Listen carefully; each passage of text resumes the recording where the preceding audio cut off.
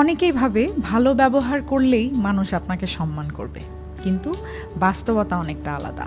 জীবনের কঠিন সত্য হলো মানুষ আপনার ব্যবহার নয়, আপনার ব্যক্তিত্ব আর নিয়ন্ত্রণ ক্ষমতা দেখে আপনাকে শ্রদ্ধা করে। 3টি ডার্ক সাইকোলজি টেকনিক জানাচ্ছি, যা একটু চাতুর্যপূর্ণ কিন্তু খুব কার্যকর।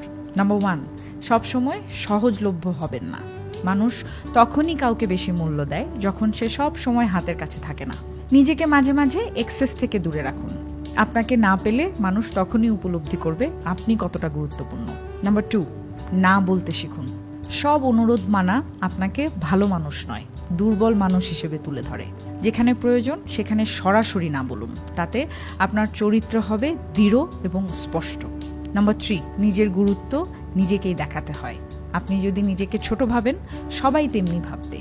নিজের প্রোফাইল, কথা বলা, ফিজিক্যাল ল্যাঙ্গুয়েজ, এমনকি সোশ্যাল মিডিয়াতেও এমন একটা ভ্যালু দেখান যেন মনে হয় আপনি নিজের মূল্য খুব ভালো মতোই জানেন এবং নিজেকে গুরুত্ব দেন।